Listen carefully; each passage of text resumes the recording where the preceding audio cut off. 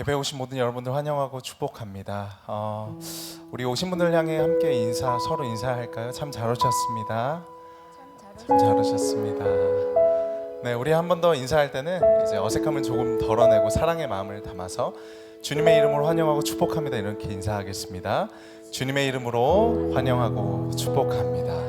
아멘. 함께 예배하며 찬양하며 우리의 세상으로 향했던 또 일상으로 향했던 우리의 시선을 하나님께로 올려드리고 하나님만이 우리가 의지할 만한 분이시며 우리 예배의 대상이심을 확인하고 또 우리 입술로 우리의 마음으로 고백하는 시간입니다. 우리의 시선을 하나님으로 향할 때 이 세상이 주님의 나라였음을 우리가 기억하게 될 것이고 또한 우리의 삶이 주님의 통치였음을 기억하게 될 것입니다. 우리 함께 그 마음 가지고 내게로부터 눈을 들어 함께 찬양하며 나아가겠습니다.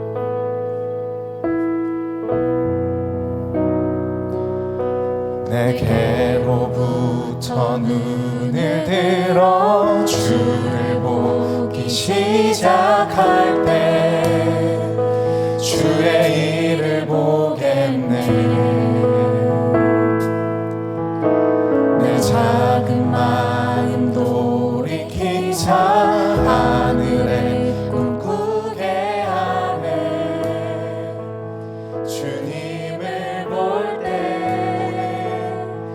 모든 시선을 주님께 드리고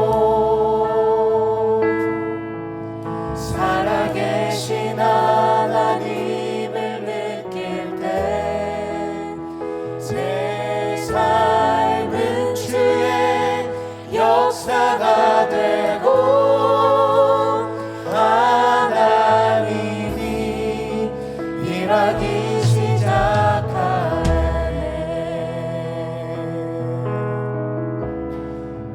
성령이 나를 변화시켜 모든 두려움 사라질 때 주의 일을 보겠네. 황폐한 땅 한가운데서 주님 마음 알게 되니 주님을 볼 때 모든 시선을 주님께 드리고 전능하신 하나님을 느낄 때 세상은 주의 나라가 되고 하나님이 일하기 시작한 모든 시선을 주님께 드리고 살아계신 하나님을 느낄 때 내 삶은 주의 역사가 되고 하나님이 일하기 시작 모든 시선을 주님께 드리고 전능하신 하나님을 느낄 때 세상은 주의 나라가 되고 하나님이 일하기 우리 한 번 더 믿음으로 고백합시다. 모든 시선을 주님께 드리고 살아계신 하나님을 느낄 때 내 삶은 주의 역사가 되고 하나님이 일하기 시작하네. 하나님은 영이시니 예배하는 자가 영과 진리로 예배할지니라. 아멘. 이 시간 하나님 안을 기쁨으로 소망으로 영광 드리며 예배하게 하여 주시옵소서. 예수님의 이름으로 기도드립니다. 아멘.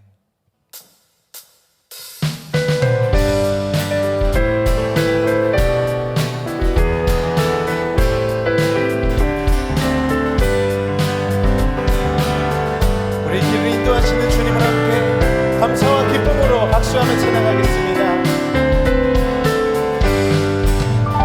내가 매일 기쁘게 순례의 길 행하는 주의 발이 나를 인도하리요. 내가 주의 뜻보를 받는 참된 비결을 주의 영이 함께하리라. 성령이 계시네 할렐루야 함께하시네. 좁은 길을 걸으며 만나 기뻐하는 것 주의 영이 함께하리. 전에 죄에 빠져서 평안함이 없을 때 예수 십자가의 공로를 믿어 주 발 아래 엎드려 참된 평화 얻으니 주의 영이 함께하리. 아멘. 성령이 계시네 할렐루야 함께하시네. 좁은 길을 걸으며 만나 기뻐하는 것 주의 영이 함께하리. 나와 동행하시고 모든 염려하시니 나는 숲의 새와 같이 기쁘나. 내가 기쁜 마음으로 주의 뜻을 행하리. 주의 영이 함께하리. 성령이 계시네 할렐루야 함께하시네. 좁은 길을 걸으며 만나 기뻐하는 것 주의 영이 함께하니. 우리 목숨 세상 모든 욕망과 나의 모든 정욕을 십자가에 이미 몫을 박았네. 너는 많이 지나고 무거운 짐 벗으니 주의 영이 함께하니. 성령이 계시네 할렐루야 함께하시네. 좁은 길을 걸으며 만나 기뻐하는 것 주의 영이 함께하니. 우리 목소리로 성령이 계시네 할렐루야 함께하시네. 좁은 길을 걸으며 밤낮 기뻐하는 것 주의 영이 함께하니. 성령이 계시네 할렐루야 함께하시네. 좁은 길을 걸으며 밤낮 기뻐하는 것 주의 영이 함께하니. 좁은 길을 걸으며 만나 기뻐하는 것 주의 영이 함께하니.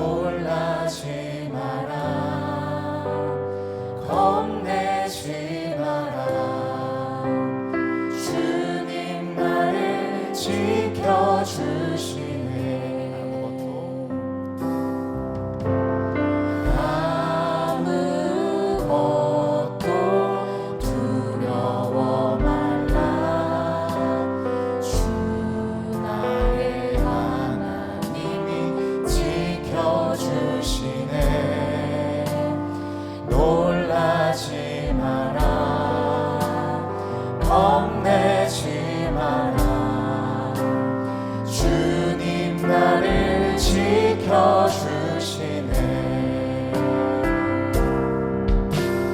내 맘이 입에 겨워 지칠지라도 주님 나를 지켜주시네.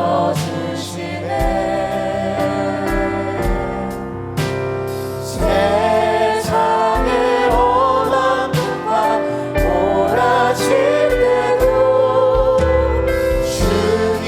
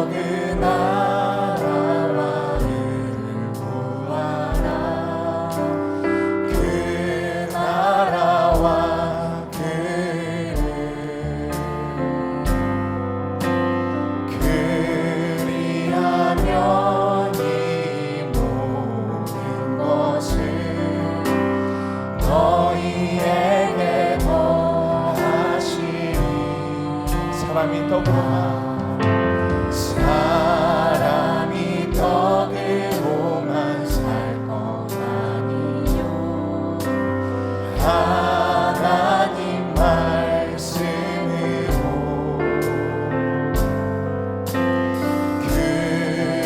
그리하면 이 모든 것을 너희에게 더하시니 사람이 떡으로만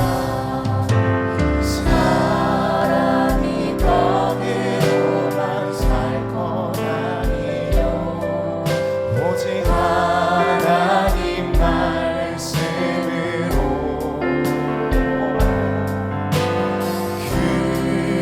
그리하면 이 모든 것을 너희에게 더하시니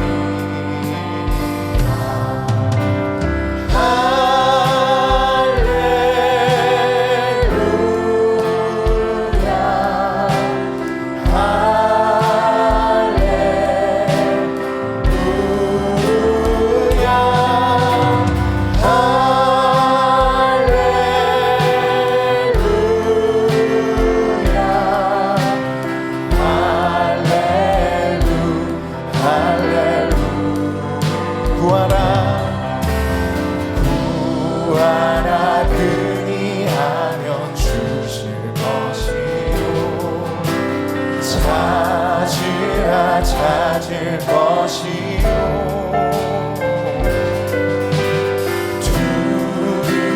두드리라 문이 열릴 것이니 할렐루야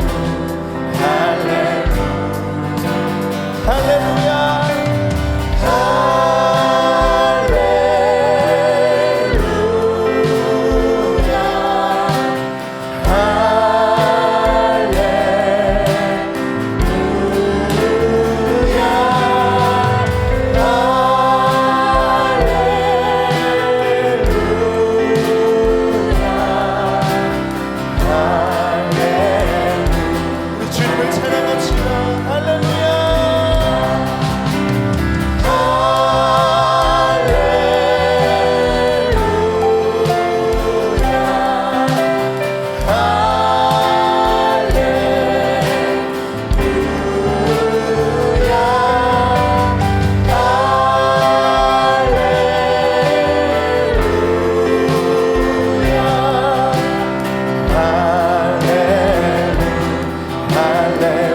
한 번 더 할렐루야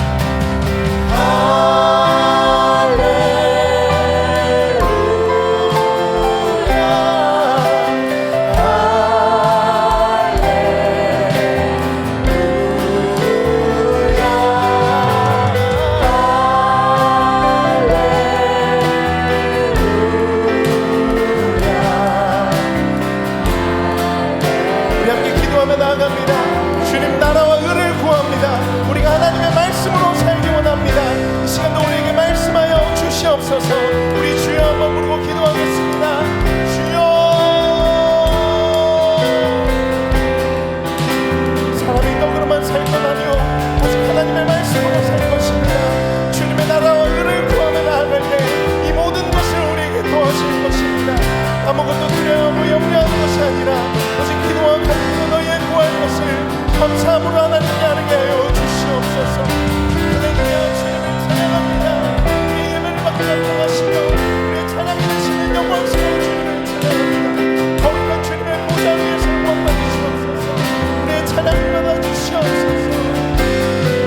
나라와 의를 구하며 나아가오니 사람이 떡으로만 살지 아니하게 하시고 하나님의 말씀으로 살게 하여 주시옵소서.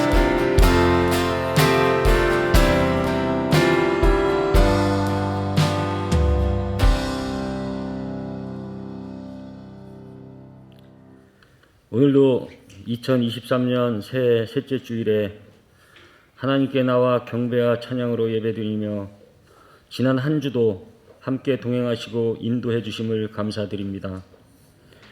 저희는 지난 한 주 동안에도 주님을 뒤로하고 세상을 더 사랑하였지만 변함없는 사랑으로 저희를 죄악에서 건져주신 은혜에 하나님 참으로 감사드립니다. 세상 속에서 내 마음대로 살아가는 탕자와 같은 저희를 주의 백성으로 삼아주시고 오늘도 예배의 시간에 불러주시니 감사와 영광을 올려드립니다. 주를 사모하는 주의 백성들에게 하늘의 신령함과 주의 사랑으로 안아주시고 새 힘을 얻어 세상을 이길 수 있는 힘을 주시옵소서. 2023년 함께하는 교회 표어가 우리가 교회입니다라는 말씀처럼 우리 교회를 붙드시고 우리의 주 되신 예수 그리스도의 이름을 부르는 모든 자들의 한 성령 안에서 한 몸인 것처럼 온 사람 공동체가 오직 하나님의 영광을 위해서 살아가는 한 해가 되게 하옵소서. 연초에 신앙작정과 헌금 작정한 것들이 잘 지키게 하셔서 교회 재정이 올 한 해 세운 교회 계획에 부족하지 않고 흘러넘치게 하시옵소서. 세상 모든 만물을 창조하시고 세상의 모든 역사를 주관하시는 하나님께서 우리 각자에게 맡긴 사명을 깨달아 오늘도 철저히 사명 감당해가며 믿음으로 살아가기를 소망하며 나의 삶을 인도해 가신 하나님의 그 크신 사랑과 은혜로 인해 나를 통하여 세상 가운데 하나님의 영광을 비춰내는 하나님의 백성다운 삶을 살아가기를 기도합니다. 사랑의 주님, 세계 도처의 전쟁과 기근과 자연재해로 인하여 고통당하는 백성들에게 은혜를 베풀어 주시사 구원의 손길로 잡아주옵시고 전쟁으로부터 평화를 주시옵고 지금도 세계 도처의 어려움에 처한 자들의 기도와 간구를 들으시고 은총을 베풀어 주시옵소서. 창조주 되시는 하나님 아버지, 창조 질서를 어지럽히고 하나님을 대적하는 악의 무리들과 악법들이 이 땅에서 사라지게 하옵시고 마귀의 세력을 물리치고 하나님의 전신갑주를 입고 공의와 진리로 다스려 주옵소서. 땅끝까지 이르러 복음의 증인으로 살아가는 수많은 선교사들과 사역자들이 구원의 복된 소식을 전파하는 아름다운 발걸음을 지켜주옵시고 여호와의 이름을 송축하며 믿음의 반석 위에 굳건하게 세워가게 하옵소서. 특별히 이 시간 단위에 세우신 담임 목사님으로부터 기도하고 준비하신 말씀을 선포하실 때 성령 충만한 역사로 아멘과 할렐루야로 화답하며 상한 심령이 치유되고 갈급한 심령에 풍성한 은혜를 채워주옵시고 목사님의 목회가 아름다운 열매로 나타나게 하옵소서. 새해도 하나님께서 모든 성도님들께 동일한 은혜를 베풀어 주옵시고 계신 곳에서 하나님의 임재를 체험하옵시고 우리 모든 성도님들의 가정과 삶 속에 영육간에 넘치는 복과 항상 건강하고 행복하고 아름답고 풍성한 선한 열매로 가득하게 하옵소서. 내 삶의 주인이 되시는 예수 그리스도의 이름으로 기도드립니다. 아멘.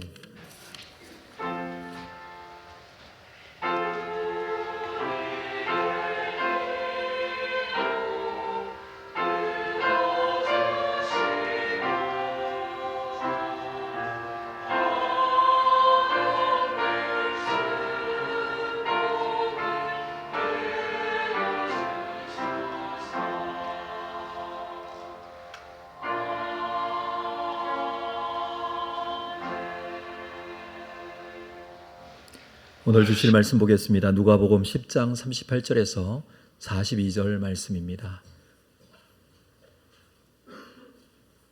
누가복음 10장 38절에서 42절 말씀을 한 절씩 교독하겠습니다. 그들이 길 갈 때에 예수께서 한 마을에 들어가시매 마르다라 이름하는 한 여자가 자기 집으로 영접하더라.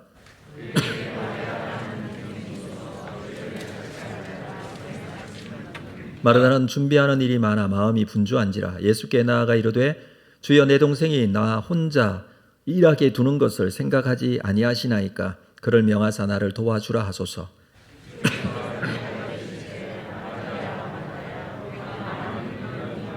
함께 읽습니다. 몇 가지만 하든지 혹은 한 가지만이라도 족하니라. 마리아는 이 좋은 편을 택하였으니 빼앗기지 아니하리라 하시니라. 아멘. 준비하신 헌금 하나님께 드리겠습니다.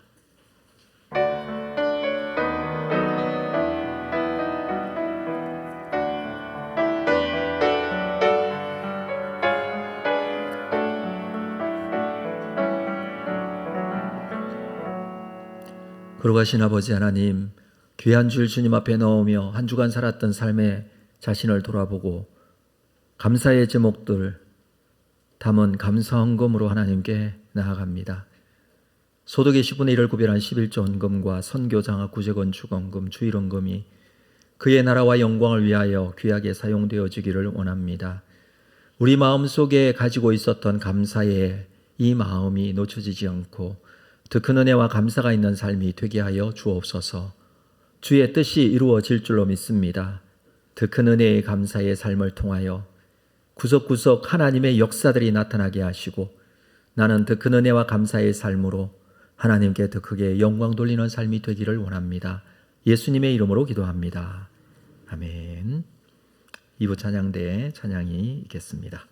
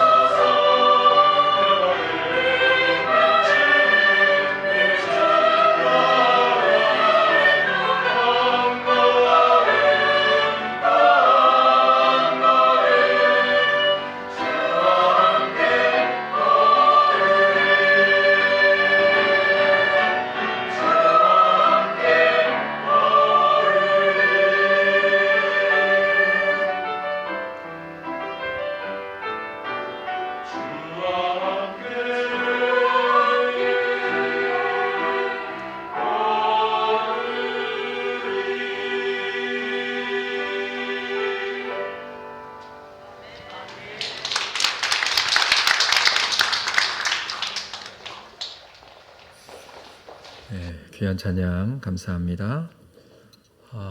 우리 찬양대 바뀐 점 여러분 발견하셨나요? 네. 물어보면 큰일 날 뻔했어요. 그렇게 큰 소리로 대답할 줄 몰랐습니다. 네. 이번 주에 새로운 또 가운을 맞춰서 새롭게 입었는데 하나님께서 귀한 찬양 받으신 줄 압니다. 교회 소식 함께 나누겠습니다. 주보에 있는 내용 여러분 참고해 주시기를 바랍니다. 예배 후에 세가족 성경 공부 오늘 4과가 진행이 되겠습니다.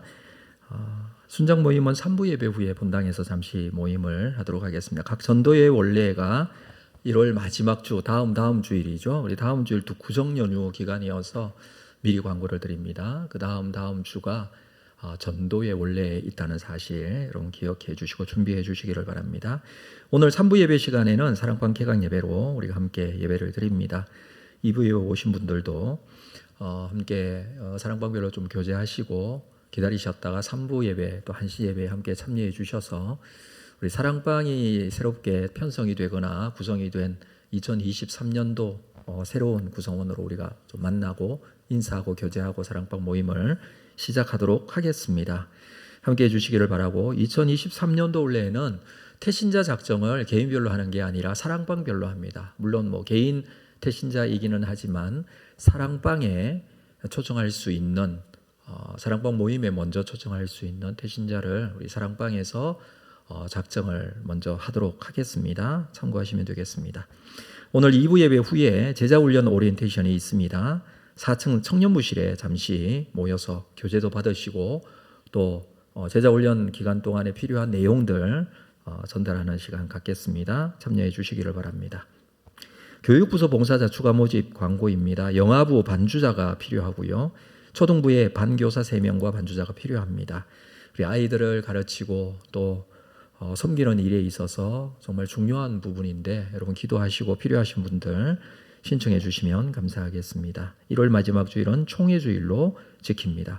우리 지난주에 신앙 작정하신 내용들 여러분 있으신데 아직 하지 못하신 분들은 여전히 작정서 있으니 작정해 주시면 되고요. 또 작정하신 부분 중에 헌금 작정하신 것은 우리 뒤편에 나가시면서 왼쪽에 헌금함에 지금 준비가 되어 있습니다. 이름별로 각 명단별로 작정하신 내용들로 이제 이 그 헌금 봉투를 가지고 여러분 처음 하시는 헌금이 1년 동안 월정 헌금으로 내시는 헌금 금액 작정이 되겠습니다. 그렇게 참고하시면 되겠습니다. 지난주에 등록하신 새가족 여러분 확인하시고 아름다운 성도의 교제로 함께 해주시면 감사하겠습니다. 2부 예배에 오신 모든 분들 주의 이름으로 환영하고 축복합니다. 정말 잘 오셨습니다. 우리 앞뒤 좌우로도 한번 인사할까요? 반갑습니다. 안녕하세요. 반갑습니다. 네. 자, 오늘 우리가 함께 말씀 나눌 제목은 주님 억울합니다. 혹시 이런 마음을 가져보신 적은 없으십니까? 지난주 우리 말씀 나눈 거 잠깐 돌아보고 좀 들어가겠는데요. 제목이 지난주에 가서 너도 이와 같이 하라 라는 선한 사마리아인의 비유를 말씀으로 함께 나누었습니다. 강도 만난 자와 같은 우리에게 선한 이웃인 선한 사마리아인과 같이 주님께서 찾아오셔서 우리를 살려주시고 건져주심에 대한 비유의 말씀이었습니다. 우리가 강도 만난 자였지만 이렇게 주님의 사랑을 받고 회복을 얻고 살아나게 되었으므로 우리 또한 강도 만난 자를 만났을 때에 선한 이웃이 되어 이웃을 내 몸처럼 사랑을 하신 주님의 말씀처럼 받은 사랑의 힘으로 함께 이웃을 사랑하는 삶을 살아야 된다라는 말씀이죠. 그러면서 우리가 결단으로 마지막 찬양했던 거 기억나십니까? 네. 멈출 수 없는 사랑 주소서라는 찬양이었습니다. 기억나시죠? 멈출 수 없는 사랑 주소서, 끊을 수 없는 사랑 주소서. 주님으로부터 받은 끊이지 않는 그 사랑, 그것을 나에게도 가지게 해달라는 찬양이었습니다. 사실 우리가 신앙생활하는 데 있어서 이 주님께서 주시는 이 은혜의 힘과 능력이 없으면 중간에 힘이 없어 또 어려움이 생길 때 넘어지거나 절망케 되거나 좌절할 수밖에 없습니다. 올 한 해 2023년도 시작했는데 연말까지 우리가 우리의 자리에서 주신 은혜 가지고 사명 잘 감당할 수 있어야 한다는 것이죠. 이 말씀들을 우리가 나누었는데 여러분 한 주 동안 어떻게 사셨는지 모르겠습니다. 제가 말씀을 준비하면서 지난주 말씀을 꼭 돌아보고 또 점검을 하는데 이게 참 말씀대로 순종하지 못한 나의 부끄러운 모습을 만났습니다. 여전히 나는 아직까지 참 부족한 게 많구나라는 생각을 하게 되었습니다. 그래도 여전히 우리에게 은혜 주시고 우리와 함께 하시는 주님의 말씀의 은혜가 오늘 우리에게 필요하고 이 말씀을 다시 한번 붙드는 여러분들 되시기를 주의 이름으로 축복합니다. 자, 오늘 본문의 내용은 마르다와 마리아 이야기입니다. 너무나 잘 알고 있는 내용이어서 나름대로의 말씀의 묵상의 내용을 가지고 있는 부분이지만 저는 이 본문을 딱 읽고 나서 그런 생각이 들었습니다. 마르다가 주님께 자기가 억울함을 말하고 있는 것 같았습니다. 주님, 제가 억울합니다. 왜 저만 일합니까? 저기 있는 마리아는 일하지도 않고 왜 나만 이렇게 열심입니까? 이렇게 주님께 하소연하듯이 말을 하고 있는 것 같습니다. 이런 상황은 교회 생활하는 데 있어서 많이 발생할 수 있는 상황이죠. 많은 부분이 헌신과 봉사로 교회가 운영되어지고 이루어지기 때문입니다. 필요한 부분만 있으면은 그냥 사람 돈 주고 사서 용역으로 쓴다든지 이렇게 하면 이런 일이 잘 없겠지만 웬만한 교회, 저희 교회도 마찬가지지만 모든 부분이 헌신과 봉사 신청으로 또 한 주간 또 한 달 동안 1년 동안 계속해서 그 부분을 감당하고 있기 때문에 일하다가 보면 다른 사람이 눈에 들어오고 그 사람은 아무것도 안 하고 있고 나는 뭔가 라는 생각이 들 때도 있을 수 있습니다. 그래서 언제나 불만들이 터져 나올 수밖에 없는 구조가 교회 구조이죠. 우리가 오늘 본문의 말씀을 보면서 우리는 어떻게 신앙생활을 해야 할 것인가를 좀 생각해 보고자 합니다. 먼저 38절을 볼까요? 38절 말씀 같이 읽겠습니다. 한 목소리로 시작. 그들이 길 갈 때에 예수께서 한 마을에 들어가심에 마르다라 이름하는 한 여자가 자기 집으로 영접하더라. 지금 예수님께서 길을 가고 계십니다. 예루살렘으로 가고 계십니다. 누가복음을 우리가 묵상하면서 지금 현재 예수님의 위치는 높은 변화산에서부터 시작하여 가이사라 빌립보 지방을 지나서 갈릴리를 지나서 유대 예루살렘 지역으로 이동하고 있습니다. 자, 이 발걸음이 마지막 발걸음이었다 말씀드렸어요. 예수님께서는 끊임없이 예수님 자신의 사역과 십자가의 죽음과 3일 후에 부활할 것에 대한 말씀을 가르치시면서 예루살렘으로 가고 있습니다. 그런데 한 마을에 들어가셨다라고 하는데 그 마을은 마르다라 이름하는 한 여자가 자기 집으로 영접하였다 하니까 마르다가 있는 마을이에요. 이 마을의 이름은 예루살렘 곁에 있는 베다니라는 곳입니다. 요한복음 11장을 한번 참고로 보겠습니다. 성경에 있으신 분들은 한번 찾아주세요. 요한복음 11장. 자, 이때의 상황을 한번 보겠는데요. 요한복음 11장. 성경이 없으신 분들은 앞에 화면을 보시면 좀 보여드리도록 하겠습니다. 그래도 성경을 찾으시고 한번 보시면 좋을 것 같아요. 11장 1절. 어떤 병자가 있으니 이는 마리아와 그 자매 마르다의 마을 베다니에 사는 나사로라. 나사로의 집이 베다니에 있었고 자매가 마리아가 있었습니다. 2절. 이 마리아는 향유를 주께 붓고 머리털로 주의 발을 닦던 자요 병든 나사로는 그의 오라버니더라. 이에 그 누이들이 예수께 사람을 보내어 이르되 주여 보시옵소서 사랑하시는 자가 병들었나이다 하니. 5절 말씀 볼까요? 같이 읽겠습니다. 시작. 예수께서 본래 마르다와 그 동생과 나사로를 예수님께서 마르다와 그 동생 마리아와 나사로를 본래부터 사랑하셨어요. 그러니까 예수님과 이 가정의 관계가 특별했던 것으로 보여집니다. 그래서 사랑했다라고 표현을 하고 있습니다.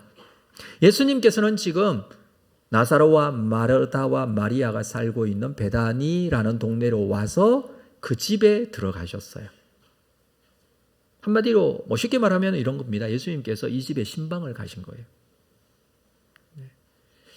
자, 신방을 가신 이유, 특별히 사랑하기도 했지만 또 요청이 있어서 신방을 가기도 했습니다. 이들이 살고 있는 이 베다니라는 이 동네는 감람산 아래에 있는 동네이고 이곳은 예루살렘으로부터 가깝다 그랬는데 거리가 한 5리쯤 떨어져 있습니다. 요한복음 11장 18절에 보면 베다니는 예루살렘에서 가깝기가 한 5리쯤 되더라. 5리, 요즘으로 하면 2km 정도, 2km 정도 됩니다. 지하철 정거장으로 한 2정거장 되죠. 우리 숭실대 입구역에서 상도역 지나서 장스배기역까지 가면 한 2km 정도 돼요. 충분히 왔다 갔다 할 수 있는 거리, 걸어갈 수 있는 거리. 그래서 예수님께서 예루살렘에 오실 때마다 베다니라는 곳에 가서 숙소를 마련하고 그곳에 쉬시기도 하고 했는데 그 베다니라는 동네에 나사로의 집이 있었다라는 것을 우리가 알 수가 있습니다. 자, 오늘 본문에 보면 38절 마지막에 한 여자가 자기 집으로 영접했다. 그 이름은 마르다라고 하고 있는데 자기 집으로 영접한 거예요. 그러니까 초청을 했던 것이죠. 사실 이때 지금 예수님께서 예루살렘에 가시기 전에 들렀던 이 베다니 나사로의 집에 갔었을 때만 해도 분위기가 상당히 좋지 않았어요. 유대인들이 예수님을 죽이려고 모의하고 있던 그런 때였죠. 좀 심각한 분위기가 심각하게 흘러가고 있는 실제적으로 얼마 있다가 예수님 십자가에 죽으시잖아요. 그런 상황이었기 때문에 분위기가 좋지 않은 상황이었습니다. 요한복음 12장 9절을 보면요. 그때의 상황을 이렇게 말하고 있습니다. 12장 9절 유대인의 큰 무리가 예수께서 여기 계신 줄을 알고 오니 이는 예수만 보기 위함이 아니요 죽은 자 가운데서 살리신 나사로도 보려 함이라. 요한복음을 읽어보면 11장에 예수님께서 나사로를 살리는 장면이 나와요. 그리고 12장에 와서 사람들이 나사로도 보기 위해서 몰려들었다라고 합니다. 10절 대제사장들이 나사로까지 죽이려고 모의했다. 이 말은 무슨 말입니까? 지금 예수님을 죽이려고 모의하고 있는데 나사로까지 죽이려고. 분위기가 심상치 않죠? 11절에 보니까 나사로 때문에 많은 유대인이 가서 예수를 믿음이더라. 이 사람이 죽은 지 나흘 만에 예수께서 살린 사람인가? 와, 예수님 정말 하나님의 아들이네. 예수님 구세주가 되시네 라고 하면서 오신 메시아인 줄 예수를 알고 믿게 된 사람들이 많았어요. 자, 일반 유대인들이 많이 믿게 됨으로 인해서 이 대제사장들 종교 지도자들은 예수를 죽이려고 또 나사로까지 죽이려고 하고 있습니다. 자, 상황이 이렇게 좋지 않게 흘러갈 때에 나사로의 집에서 예수님을 초청한 거예요. 예수님을 자기 집으로 초청하는 거 쉽지 않습니다. 아무리 사랑하는 관계이고 지금 상황이 관계가 너무 돈독하더라도 지금 상황은 그렇다는 것입니다. 쉽지 않은 상황이지만 그래도 예수님은 우리 가정에 와서 우리 가정을 축복해 주시고 우리에게 말씀을 주시고 우리에게 은혜를 주실 분이니까 초청을 했던 것이죠. 자, 상황이 그렇다는 것을 여러분 이해하시고 우리 38절, 39절로 한번 보도록 하겠습니다. 39절. 그에게 마리아라는 동생이 있어 주의 발치에 앉아 그의 말씀을 듣더니.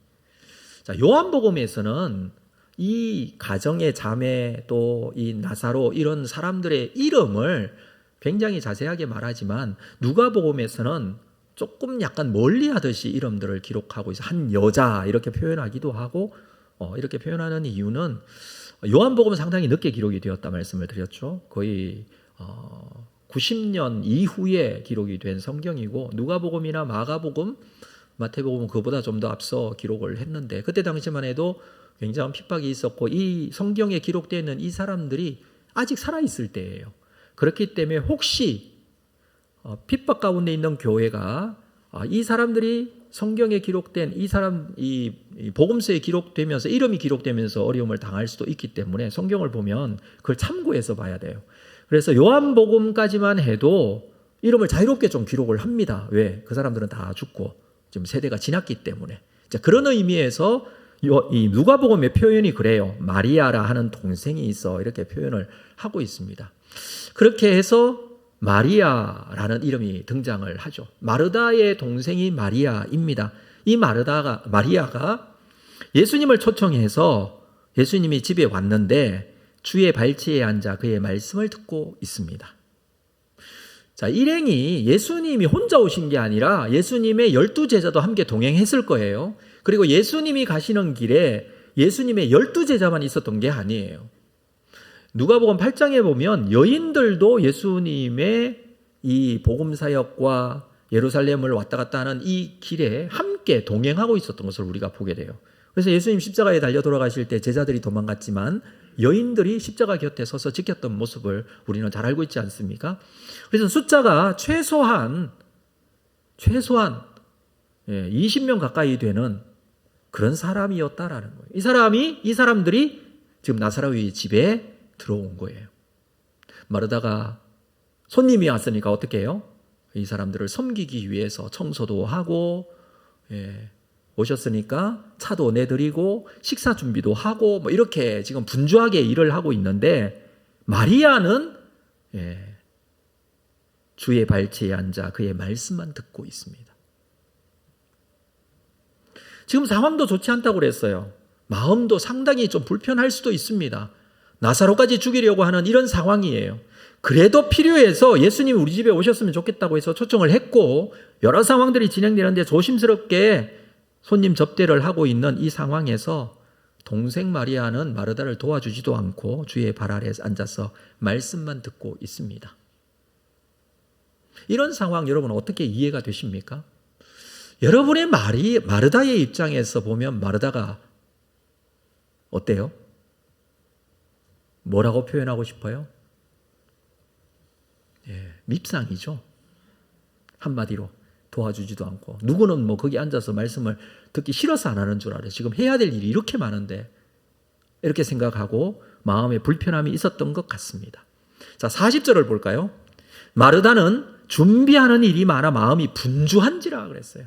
준비하는 일이 많습니다. 많을 수밖에 없죠. 여러 명의 손님들이 왔고 이 손님들을 위해서 대접을 합니다. 그래서 마음이 분주합니다. 마음이 바쁩니다. 이 분주하다는 단어의 뜻을 정확하게 번역을 하면 마음이 어수선하다라는 뜻이에요. 이게 무슨 뜻이냐 하면 사람이 많이 와도 이걸 잘 해낼 수 있는 능력이 있는 사람도 있어요. 손이 너무 빠르고 모든 걸 미리 준비를 딱 해서 착착착 순서대로 그냥 혼자서도 쫙 일을 해버리는 사람이 있을 수 있지만 대부분의 사람은 그렇지 않아요. 그래서 해야 할 일이 갑자기 많으면 마음이 분주해요. 어수선해요. 그래, 일이 손에 안 잡혀요. 뭘부터 해야 될지 모르겠어요. 이것도 안 되고 저것도 안 되고. 그런 상황이라는 거예요. 그래서 마음이 분주합니다. 그래서 예수님께 나가서 이렇게 말합니다. 자, 40절 하반절에 이렇게 말하죠. 주여, 내 동생이 나 혼자 일하게 두는 것을 생각하지 아니하시나이까? 감정을 넣어서 한번 이 말을 해봅시다. 예수님께 나가서 주여, 내 동생이 나 혼자 일하게 두는 것을 생각하지 아니하시나이까? 이건 좋아서 하는 말입니까? 짜증이 나서 말하는 말입니까? 네, 얼굴에 짜증을 한번 써보십시오. 그리고 인상을 쓰고 예수님께 나가서 지금 얘기하는 거예요.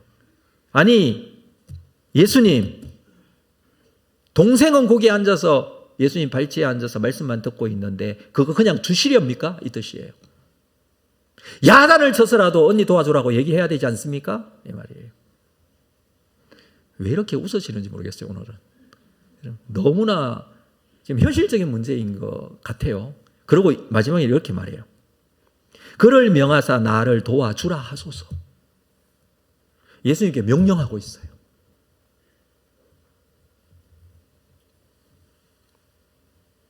해서는 안 된 말까지 지금 하고 있습니다. 저는 이걸 읽으면서 마르다의 성격이 상당히 외향적 성향을 가진 것 같아요. 화가 나면 바로 직선적으로 예수님께 탁 얘기를 하는 스타일 같아요. 근데 사실은 이거 누구 때문에 짜증이 난 겁니까? 예수님 때문에 짜증이 난 거예요? 마리아 때문에 짜증이 난 거예요? 마리아가 도와주지 않아서 한 거잖아요. 그럼 마리아에게 가서 야 마리아야 잠깐 이쪽으로 와봐. 그리고 얘기를 해야 되는데 지금 예수님께 짜증을 낸다고요. 우리가 주의 일을 감당한다고 하면서 이것저것 일도 손에 안 잡히고 여러 가지 일이 많아서 짜증이 날 때 예수님께 짜증 내는 경우 많이 있죠. 주님, 저한테 왜 그러세요? 이렇게. 주님, 적어도 이렇게 해주셔야 되지 않나요? 이렇게. 지금 마르다가 그렇게 짜증을 내고 있습니다. 이런 상황을 보고만 있는 예수님이 원망스럽습니다. 아니, 왜 보고만 있어? 그거 가르쳐 주셔야지. 이렇게 생각을 했던 것 같아요. 예수님께서 대답을 하십니다. 41절 같이 읽습니다. 41절 말씀 시작. 주께서 대답하여 이러시되 마르다야 마르다야 네가 많은 일로 염려하고 근심하나. 많은 일로 염려하고 근심하고 있습니다. 근데 여기 보니까 마르다를 부르고 있을 때 마르다야 마르다야, 본문은 2번을 불렀다고 이렇게 기록을 하고 있어요. 그냥 한 번만 부르면 되지 왜 2번을 부를까요? 성경에 보면 사람의 이름을 2번 부르는 경우들이 종종 있어요. 아브라함을 찾아오셔서 아브라함아 아브라함아, 이삭을 바치려는 아브라함을 부르실 때도 2번을 부르실 때 2번을 부르시는 의미가 있거든요. 이 마르다에게도 2번을 부르시는 의미가 있어요. 그건 무슨 뜻이냐 하면 이 본문에서는 적어도 마르다를 사랑하신다는 표현이에요. 여러분, 예수님께서 마리아를 더 사랑하실까요? 마르다를 더 사랑하실까요? 지금 현장에서 어떻게 생각하세요? 그래도 예수님의 말씀을 잘 듣고 있는 마리아를 더 사랑할 것 같아. 왜냐하면 오늘 설교 말씀 딱 보니까 설교의 결론이 이미 나 있어요. 그렇게 말씀을 들어야 되는구나. 이 결론이 나 있으니까 마리아를 더 사랑하시는구나. 이렇게 생각할 수 있어요. 그게 아니라는 것을 여기서 말해주는 게 바로 이 부분이에요. 마르다야 마르다야, 내가 너도 또한 사랑하고 있다. 우리 앞에서 보았죠? 요한복음의 말씀, 예수님께서는 마르다와 그 자매와 나사로를 사랑하셨다고 했어요. 동일하게 사랑하시는 자들입니다. 마르다도 지금 사랑하신다는 것을 놓쳐서는 안 돼요. 그러나 수정해야 될 부분이 있어요. 그게 무엇입니까? 네가 많은 일로 염려하고 근심한다라고 합니다. 마르다는 지금 너무 많은 일로 인해서 염려하고 근심합니다. 지금 예수님을 섬기는 일이에요. 예수님을 접대하는 일이에요. 예수님을 위해서 음식을 만들고 있어요. 잘 만들기 위해서 반찬도 밥도 하고 국도 끓이고 무슨 불고기도 하고 잡채도 하고 이렇게 하려고 보니까 일이 많아가지고 이 동생은 좀 채서는 일이라도 좀 해주면 좋을 텐데 이렇게 생각을 할 수도 있습니다. 그런데 아무도 도와주지도 않아요. 자, 그 상황 그대로 예수님께서 말씀하십니다. 네가 많은 일로 염려하고 근심하고 있다. 여러분, 지금의 상황이 혹시 여러분에게 이런 상황이 아닙니까? 우리의 헌신이 근심이 되고 봉사가 염려가 되고 있는 것은 아닙니까? 예수님의 말씀의 결론을 한번 보도록 하겠습니다. 42절. 자, 42절 같이 읽습니다. 시작. 몇 가지만 하든지 혹은 한 가지만이라도 족하니라. 마리아는 이 좋은 편을 택하였으니 빼앗기지 아니하리라. 예수님께서 몇 가지만 하든지 혹은 한 가지만이라도 족하다 그랬습니다. 일이 너무 많다는 거예요. 일을 줄이라는 거예요. 몇 가지만 하라는 거예요. 아니, 한 가지만 해도 된다는 거예요. 여러분, 여기에서 마리아는 좋은 편을 택했다. 이 편이라는 단어가요, 분깃, 목이다라는 뜻입니다. 목. 그 사람의 목, 그 사람의 분깃. 우리가 식사 자리에 식사를 가면 그 사람의 몫이 있죠? 밥 한 그릇, 국 한 그릇. 그렇죠. 놓여진 몫이 있어요. 이거 자기가 먹는 거예요. 이런 의미의 사실 목이라고 해서 양식이라는 의미도 포함되어 있어요. 이렇게 번역을 한다면 이 몇 가지 혹은 한 가지, 이건 뭘 말하느냐 하면 양식을 말하는 거예요. 지금 마르다는 무엇을 준비하고 있어요? 음식을 준비해요. 손님 접대하기 위해서 여러 가지 음식들을 하고 있어요. 예수님께서 뭐라고 말씀하시느냐 하면 이렇게 많이 하지 말고 몇 가지만 해라. 아니, 한 가지만 해도 된다. 지금 그 말씀이거든요. 그렇게 해석했을 때에 마리아의 입장에서 좋은 편 한 가지를 택했다라는 거예요. 마리아가 택한 한 가지의 양식, 그건 뭡니까? 한 가지의 양식이에요. 이 양식이라고 우리가 번역할 수 있다고 그랬는데 양식이 뭐예요? 마리아에게 있어서의 양식은 한 가지 편은 말씀을 듣는 거였어요. 그걸 택하였어요. 자, 그렇다면 마리아가 택한 한 가지 양식은 말씀이고 그것을 택한 것이 좋았고 빼앗기지 아니한다라는 말씀은 그것을 그렇게 하고 말았을까요? 이건 굉장히 중요한 질문이에요. 마르다는 여러 가지 봉사들을 하고 있었고 마리아는 말씀 듣는 일만 했어요. 그러면 말씀 듣고 끝일까요? 이 한 가지 편에서 빼앗기지 않는다라는 의미는 마리아도 봉사를 했다는 거예요. 그러면 마리아가 한 봉사가 뭘까요? 그것은 다른 것이 아니라 말씀을 들은 마리아도 봉사를 하게 되는데 예수님의 발에 향유옥합을 깨뜨려 부은 사건이에요. 우리가 앞에서 이미 요한복음 11장 2절에서 읽었죠. 마리아는 향유를 주께 붓고 머리털로 주의 발을 닦던 자라고 그랬어요. 이미 향유를 부었던 마리아의 봉사를 우리는 볼 수 있습니다. 요한복음 12장 1절을 보면 이렇게 기록을 하고 있죠. 한번 볼까요? 요한복음 12장 1절. 6월절 엿새 전에 예수께서 베다니에 이르시니. 자, 11장에서도 예수님께서 베다니에 오셔서 나사로를 살리는 사건이 기록되어 있고 12장에서도 예수님께서 베다니에 오셔서 이 집을 방문하는 사건이 기록되어 있습니다. 누가복음이 말하고 있는 이 집에 들어간 사건과 요한복음이 말하고 있는 이 집에 들어간 여러 번의 사건 중에 무엇을 말하는지 우리가 정확하게 알 수는 없지만 그러나 분명한 것은 마리아의 오늘 본문의 사건 이후에 이 요한복음 12장의 사건이 있었던 것으로 보여져요. 그러면 이 12장의 사건 예수님께서 베다니에 들어가셨을 때에 예수께서 죽은 자 가운데 살리신 나사로가 있는 곳이라 2절에 보니까 거기서 예수를 위하여 잔치할세 마르다는 일을 하고 나사로는 예수와 함께 앉은 자 중에 있더라. 이때에 3절 마리아는 지극히 비싼 향유 곧 순전한 나드 한 근을 가져다가 예수의 발에 붓고 자기의 머리털로 그의 발을 닦으니 향유 냄새가 집에 가득하더라. 누가복음에 나오는 이 가정에 방문한 사건 이후에 일어난 사건 중에 하나가 마리아가 향유옥합을 깨뜨린 사건이에요. 자, 무엇을 말하고자 하는 것인가 하면 마리아의 봉사는요, 예수님의 장례를 준비하는 봉사였어요. 그 발에 향유를 부으면서 장례를 준비했어요. 그러면 질문 하나가 생겨요. 여러분, 오늘 본문에 등장하는 예수님과 마리아 사이에서 말씀이 오고 가고 있었잖아요. 그리고 마르다는 일한다고 여러 가지 음식 준비하고 있었잖아요. 예수님의 발치에 앉아서 예수님의 말씀을 듣고 있었던 마리아에게 하신 예수님의 말씀이 무슨 내용일까요? 혹시 생각해 보셨나요? 무슨 말씀을 하셨을까? 우리는 유추해 볼 수 있어요. 왜냐하면 누가복음을 지금 읽어오면서 예수님의 복음 하나님 나라에 대한 가르침에 대한 핵심적인 내용은 무슨 말씀이냐 하면 예수님께서 십자가에 고난받고 죽으시고 3일 만에 부활할 것이다라는 내용이에요. 이게 누가복음의 핵심적인 내용이에요. 변화산에서도 그랬고요. 이후에 제자들에게도 강조하고 있는 내용이 계속해서 나 예루살렘에 가서 십자가에 죽고 3일 만에 부활할 거다. 이 말씀을 하고 계세요. 그러면 지금 베다니에 있는 이 마르다의 집에 들어가서 마리아와 함께 말씀을 나누고 있을 때 그 말씀의 내용이 무엇이었다고 우리는 해석할 수 있냐면 십자가의 죽음과 부활에 대한 내용을 말씀을 하셨다는 거예요.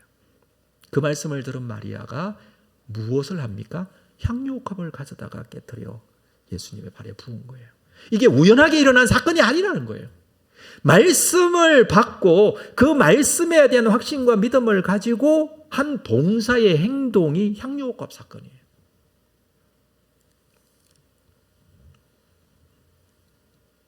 우리가 신앙생활을 해나가면서 현실적인 신앙생활을 해나가는 데 있어서 기준이 필요해요. 본문은 단순하게 마리아가 잘했고 마르다가 못했고 이걸 얘기하고자 하는 본문이 아닙니다. 우리가 그렇게 해석을 할 수는 없어요.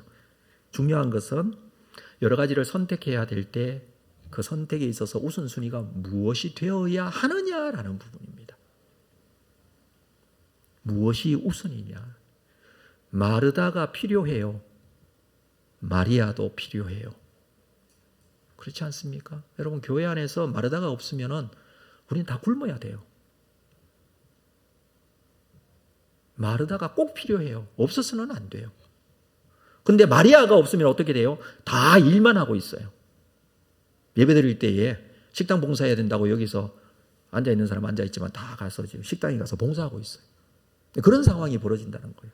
자, 그렇다면 이 두 사람은 취사 선택이 아니에요. 마르다가 될 것인가 마리아가 될 것인가가 아니라 우리 속에는 언제나 마르다와 마리아가 함께 있어요. 그랬을 때에 무엇이 우선이 되어야 되는가? 여러분, 우리 교회도 봉사하고 헌신하고 여러분 신청하시는 모든 분들에 의해서 그렇게 운영되어지고 이루어져 가고 있어요. 그렇다면 무엇이 우선이 되어야 될 것인가? 이건 우리에게 있어서 신앙생활에 굉장히 중요한 생활의 기준이 됩니다. 여러분, 무엇이 우선입니까? 우리가 신앙생활하는 데 있어서 무엇이 우선이 되어야 됩니까? 자, 신명기 말씀을 우리가 한번 찾아보겠는데요. 신명기 8장 3절 말씀을 신명기 전체의 주제라고 할 수 있는 말씀인데 이 말씀을 좀 찾도록 하겠습니다. 신명기 8장 3절. 이스라엘 백성들이 출애굽을 했어요. 40년 광야 생활을 끝냈어요. 이제 가나안 땅으로 들어가기 직전에 모세가 이스라엘 백성들을 모아놓고 너희들이 가나안 땅에 들어가면 이렇게 살아야 한다라고 기준을 말하고 있는 게 신명기 말씀이에요. 그중에서 핵심적인 내용이 이 신명기 8장 3절 말씀입니다. 찾아서 우리 함께 읽어보도록 하겠습니다. 신명기 구약성경 신명기 8장 3절 말씀. 자, 이 말씀을 함께 보도록 하겠습니다. 자, 같이 읽을까요? 시작. 너를 낮추시며 너를 줄이게 하시며 또 너도 알지 못하며 내 조상들도 알지 못하던 만나를 내게 먹이신 것은 사람이 떡으로만 사는 것이 아니요 여호와의 입에서 나오는 모든 말씀으로 사는 줄을 내게 알게 하려 하심이니라. 이스라엘 백성들에게 하나님께서 40년 동안 광야의 기적을 베푸셨어요. 매일매일 먹을 것을 하늘에서 내려주셨어요. 여러분, 매일매일 먹을 것을 하늘에서 내려. 이건 얼마나 큰 기적이에요. 만나만 먹다가 보니까 이거 먹는 게 입에 물려서 먹기 싫다고 하니까 메추라기 보내주셔서 고기도 먹게 하셨어요.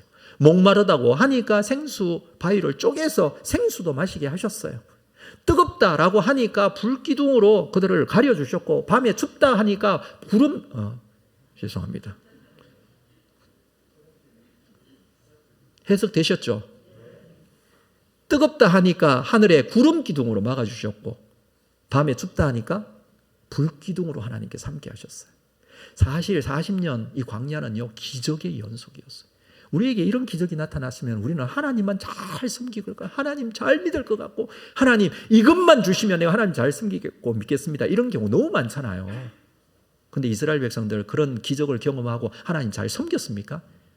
매번 원망하고 불평하고 애굽으로 돌아가고 싶다고 하고 이것 주면 다른 거 불만이고 저것 주면 또 다른 거 불만이고 계속 그랬어요.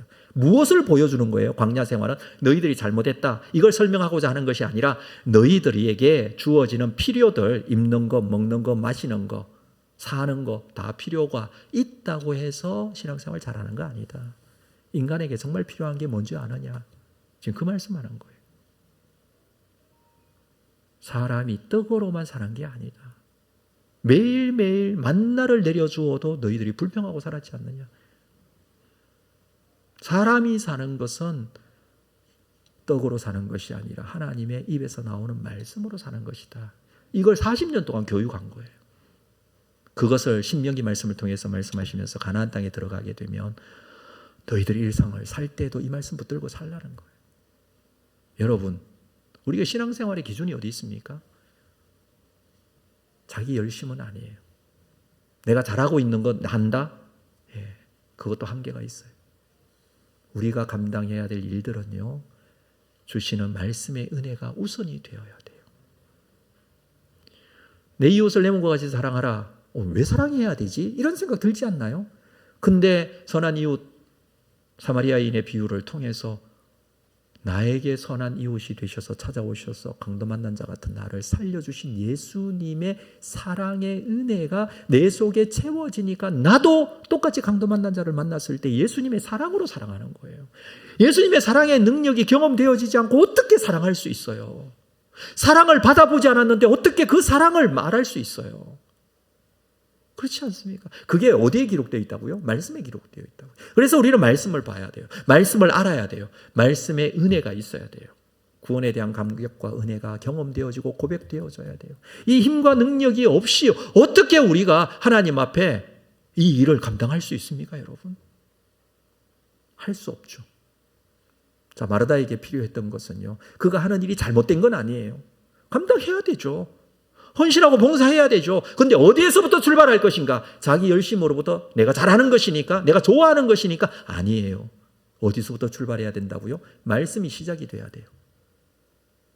예배가 시작이 돼야 돼요. 예배가 우리가 섬기는 데 있어서 시작점이에요. 하나님으로부터 예배드리는 시간을 통해서 주시는 은혜와 능력과 힘을 덧입어서 감당해야 될 일 감당하는 거예요. 이 감당하는 일이 예배드리는데 방해가 되고, 내가 해야 될 일은 다른 주변의 일들이 말씀을 깨닫고 묵상하는데 방해가 되고, 그러면 어떻게 돼요? 주객이 전도된 거예요. 사랑하는 성도 여러분, 끝까지 하나님의 말씀을 먼저 붙드시기를 주의 이름으로 축복합니다. 여러분께 먼저 예배가 온전하게 드려질 수 있기를 바랍니다. 이거 없이 진행이 되어질 때 사고가 납니다. 봉사도 마찬가지고, 우리가 받아야 될 훈련도 마찬가지고, 내가 하는 헌신도 마찬가지고, 내게 주시는 은혜의 힘, 말씀의 능력과 그 묵상되어지는 결과가 그 이후의 삶으로 이어질 때에 이것이 은혜롭게 감당되어져요. 후회하지 않습니다. 하나님께서 주시는 힘과 능력으로 그 은혜 가운데 설 수 있습니다. 말씀을 기억하시고 다시 한번 우리 자신을 주님의 말씀 앞에 세우시고 베푸시는 은혜의 힘으로 이 세상 속에 하나님의 백성으로 빛과 소금의 역할을 감당하는 여러분 되시기를 주의 이름으로 축복합니다. 우리 자리에서 다 일어나시겠습니다. 말씀 생각하시면서 이 찬양, 내게로부터 눈을 들어 이 찬양하겠습니다.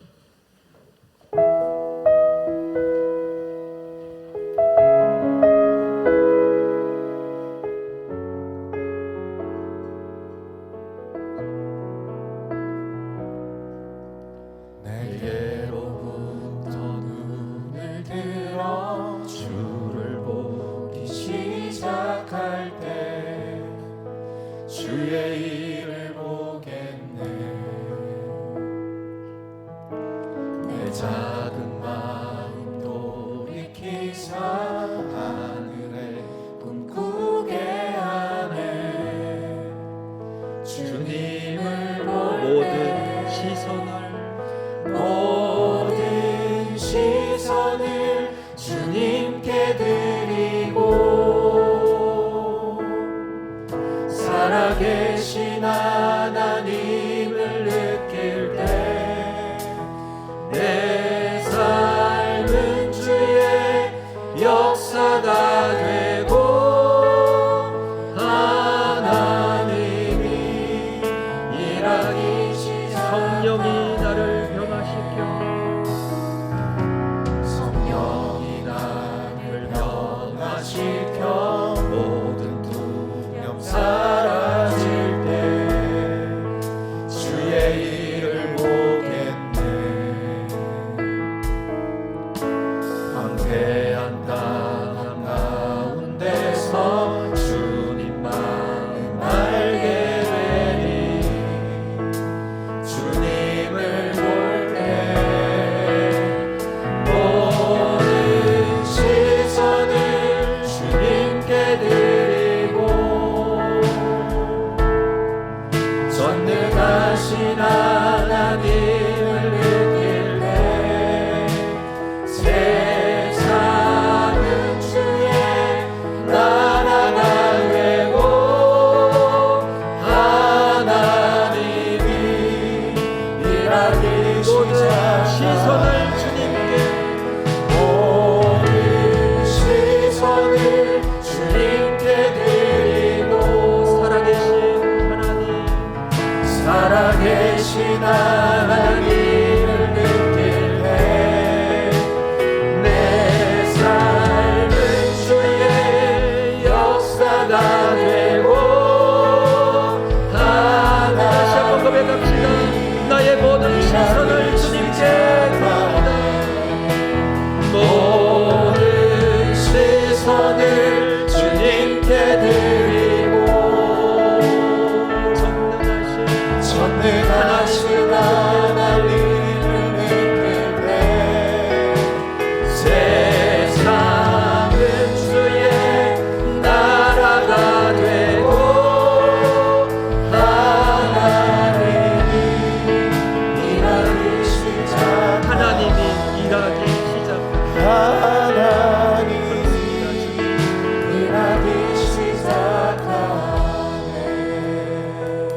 시선이 사람에게로 향하면 실망할 수밖에 없습니다. 우리의 시선이 주님께로 향하고 주의 말씀으로 향하고 온전하게 드려지는 예배가 중심으로 세워질 때에 우리의 삶이 정리되어지고 정돈이 되고 결론이 나게 됩니다. 먼저 예배자로, 먼저 말씀을 붙드는 자로, 말씀에서 시작하여서 우리에게 감당되어져야 할 일들을 감당할 때에 주께서 주시는 힘과 능력으로 감당하고 주의 역사가, 주의 일이 나타나게 되는 것입니다. 사람의 일이 아니라 하나님의 일이 시작되는 것입니다.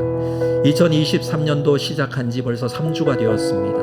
올 한 해 감당해야 될 우리의 사명, 주시는 말씀의 은혜, 드려지는 예배의 능력으로 감당할 수 있도록 우리 자신을 드리면서 함께 기도하십시다. 뿐만 아니라 주님의 교회가 하나님의 말씀 위에 선 교회 되게 하시고 우리의 가정이 하나님의 말씀 위에 선 가정이 되게 하여 주옵소서. 말씀으로 시작하게 하여 주옵소서. 예배자로 서게 하여 주시옵소서. 우리 함께 기도로 하나님께 나아가겠습니다.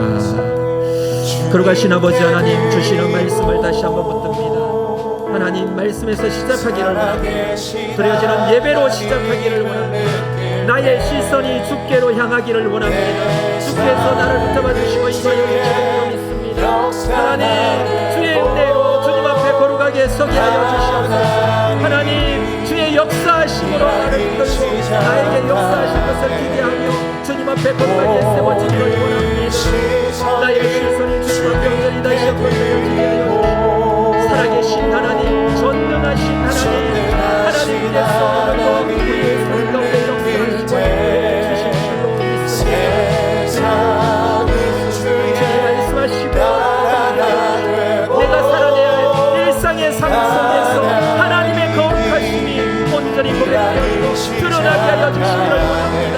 모든 시선이 주님께 드려지기를 원합니다. 나의 마음이 주님께로 향하여 주기를 원합니다. 주님 오셔서 나의 마음을 주장하여 주시옵소서. 복잡해지고 혼란스러운 나의 마음, 근심과 염려로 가득하였던 나의 마음에 살아계신 하나님의 말씀으로 다시 한번 세워지게 하여 주시옵소서.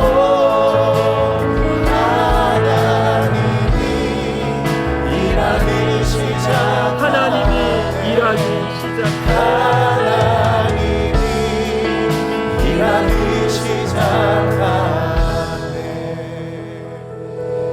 지금은 우리 주 예수 그리스도의 은혜와 하나님 아버지의 크신 사랑하심과 성령님의 교통위로 함께 역사하심이 오늘도 주님 앞에 예배하며 주시는 말씀을 붙들고 하나님의 일하심이 시작되어지기를 소망하며 나의 모든 시선 주님께 드리고 주님의 말씀에 집중하고 주님께로 향하여 설 때에 베풀어 주실 하나님의 은혜와 능력이 내 속에 가득하게 채워져 이 사명 주신 직분 감당하기를 원하는 우리 모든 성도들 심령 위에 지금으로부터 영원토록 함께 있을지어다. 아멘.